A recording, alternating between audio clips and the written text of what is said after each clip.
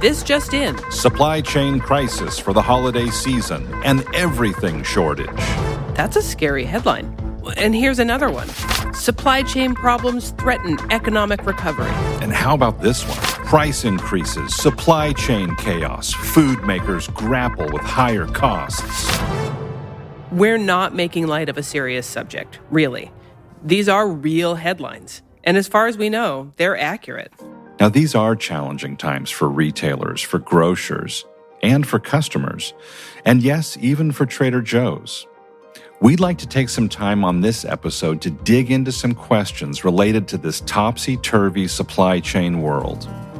Let's go inside Trader Joe's.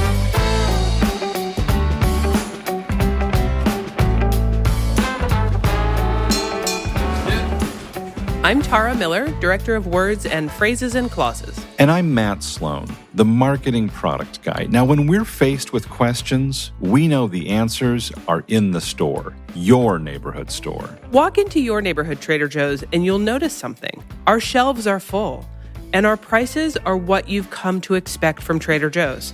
We are focused on value every day, even during supply chain shortages. And that's because of our buying philosophy. Wait. We have a philosophy about buying? Yes, Tara, we have a buying philosophy. It's an actual document, and one of my favorite pieces of trivia, really, about the first page of our buying philosophy is that the word customer, or the plural, customers, appears 13 times on the first page. So the opening, the preamble to our buying philosophy, it's all about customers. So it's not about gross margin, and it's not about shelf space, and it's not about slotting fees, and it's not about planograms. None of the above. Some of those things, being profitable and making a reasonable return on selling a product, things like that are touched on in this buying philosophy, certainly, but it's not the focus. It's not the primary objective. It's really to get to the core. And really, when it comes to product, is to understand why we buy what we buy. So our mission from a buying standpoint is to sort of be the purchasing agent for our customers, right? We go out and do this work to get great products and great prices. That's what it's all about. It's all for our customers. And value for us is not limited to retail price. Many people have used this saying, but price is what you pay and value is what you get. Now, for us, value is an intersection or a place where two lines meet, quality and price, and you can't separate them for us. Value is made of great quality at an outstanding price. So how do we do that? How do we make that happen in a way that might be different from how somebody else might do it? We're different on purpose, and it really revolves around actually experiencing the product. Like, how do you know that the quality is great unless you taste it, unless you experience those products? So the tasting panel is certainly a big part of points discussed in this buying philosophy. It's also about being deliberately involved in that process by working as directly with the sources of those products as possible, as being restless, as not being complacent and not waiting for things to happen, as taking this active role. It turns out that's kind of weird. So, Matt, from a product development perspective, this isn't new. Not at all. It's something that's been happening for a few years? For decades. So, let's jump into the Wayback Machine, shall we? You must mean the wormhole-activating, bridging automatic computer used by Mr. Peabody and Sherman, of course. I wish. We don't have the budget for that. Press the button, Sherman. Send me back into time. Where are we going?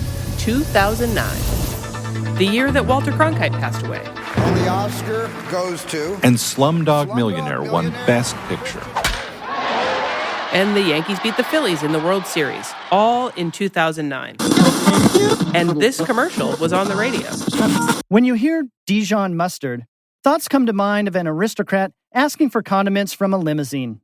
At Trader Joe's, we'd like to replace that with a new image: big savings. This is John Basilone of Trader Joe's. We've always had a great price on Dijon Mustard. Recently, though, some international trade tariffs were reduced, and we negotiated with our supplier for a better price, dramatically cutting the cost for our Dijon mustard. How dramatically?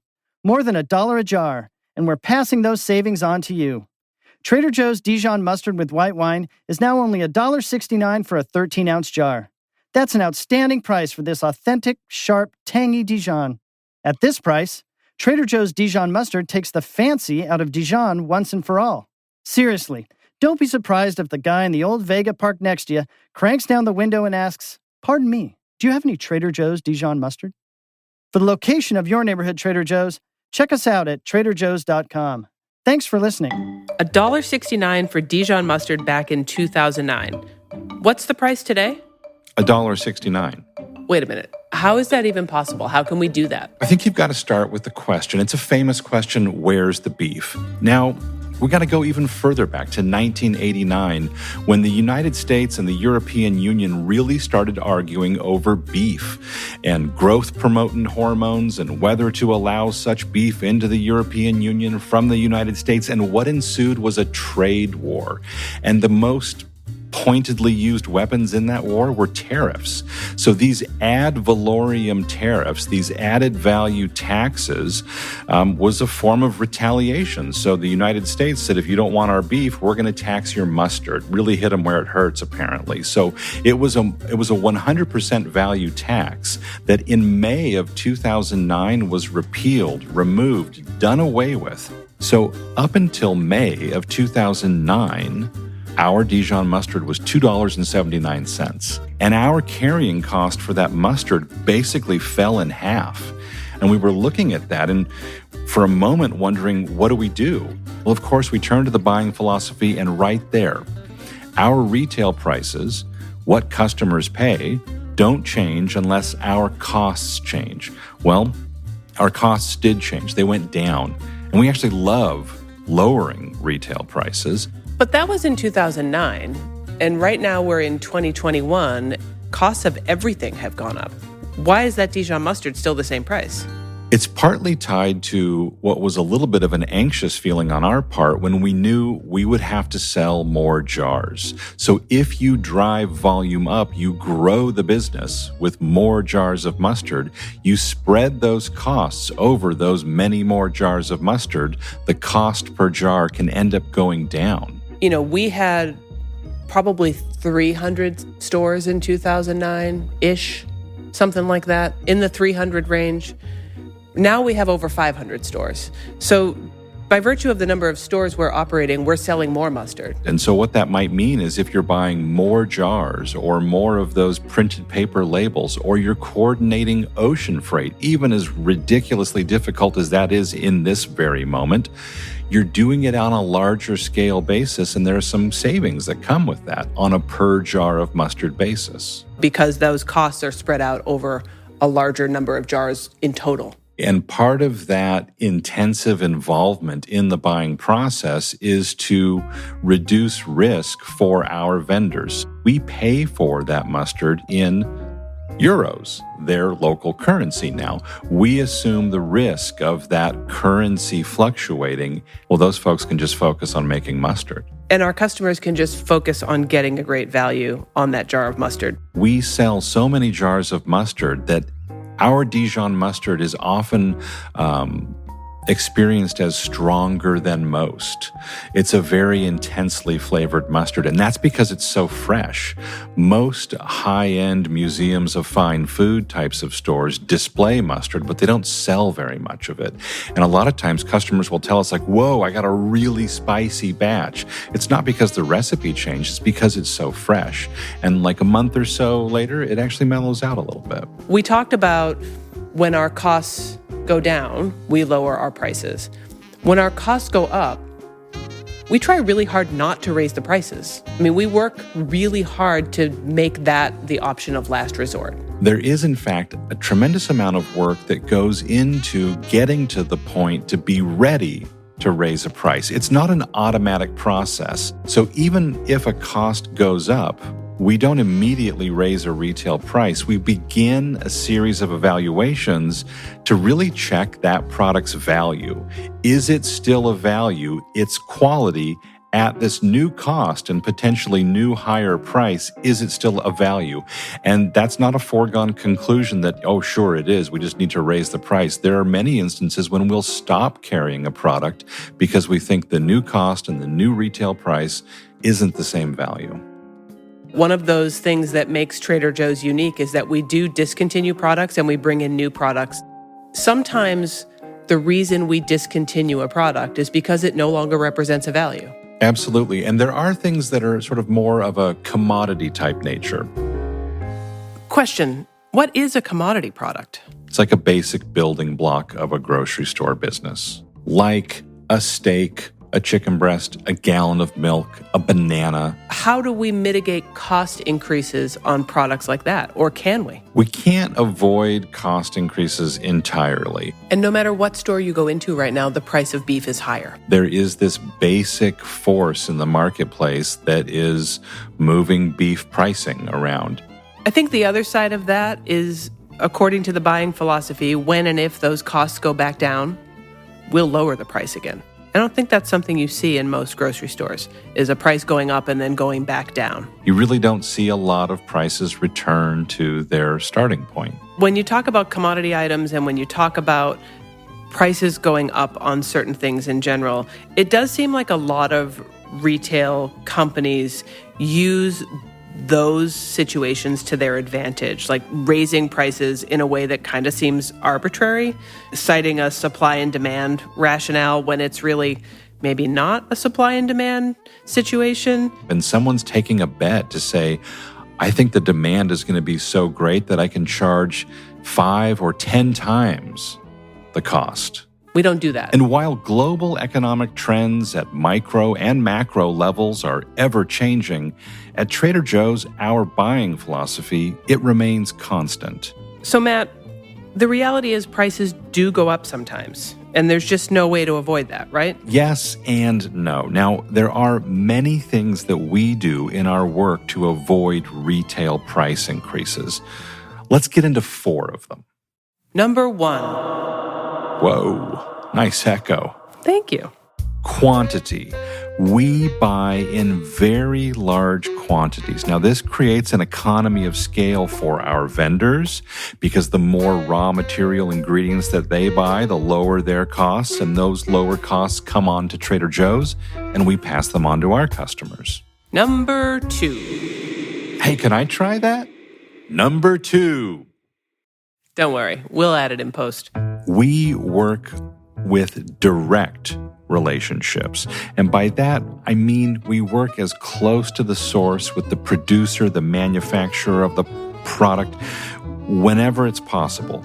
We work directly with the places that make the things that we sell. Now, this cuts out an additional layer, sometimes multiple layers of costs in the supply chain, which results in lower prices. At the cash register. Lower costs on our end, lower prices for our customers. Number 3. Okay, now I'm hearing the echo. That's not in post. Quick payment turnaround. Many retailers take months to pay their suppliers. Really. Some retailers even offer their suppliers quote-unquote low-interest loans to cover their suppliers' costs from the time an invoice is received until the retailer pays the supplier. To us, that's just crazy. You sell us a product, we pay you for the product. That shouldn't be strange, but in the retail business, especially in the retail grocery business, it's not the norm. In the immortal words of J. Wellington Wimpy, I'll gladly pay you tomorrow for a hamburger today. Or in this case, I'll gladly pay you in 120 days or more for a hamburger today. We have quick payment terms with our vendors, and we can pay them electronically, which means they can get paid even more quickly than if we were to send them a paper check. Having cash on hand helps them to run their business more efficiently and allows them to offer us better costs for our products. Number 4. Just letting the echo settle out, ripple out through the airwaves. Now, this seems basic, but we own our inventory. We don't buy it on consignment. We pay for it outright when it's delivered. We take the risk of selling it, which means that we help our suppliers, our vendors, eliminate that uncertainty and risk on their part. And we don't ask them to come into the stores and merchandise our shelves. We do that work ourselves. Those seem really simple to me, and maybe it's because I've just been immersed in Trader Joe's for so long, but they really work. Those 4 ways. And the result of that, say, Mandarin orange chicken. It's been $4.99 since 2003. 18 years. I mean, a whole generation has grown up eating Mandarin orange chicken, and their parents have paid the same price for it the whole time. Bananas, 19 cents each for 20 years. Greeting cards, 99 cents since we started carrying them. Butter, still $2.99 a pound, and it's almost turkey time. At the same price as last year, $1.99 a pound. That's a crazy good price, actually. Those are great turkeys. All right, let's get to the bottom line and wrap this up. Yeah, it's about time. When you shop at your Trader Joe's, you expect that we're doing all the work to make sure that the things on your shopping list are top quality and at prices that just can't be beat. For us, it's that intersection of quality and price that really defines value. Every day, in every store. So Matt, no crew interviews, no visits to secret factories, no tasting panel audio. Just the two of us on this one, Tara, because with this so-called everything shortage in the news, well, we just wanted to get this episode out quickly. For our next episode, we're going on the road to California's wine country. To make sure you hear it, hit that free subscribe button. It is free and worth every penny. Until next time, thanks for listening. And thanks for listening.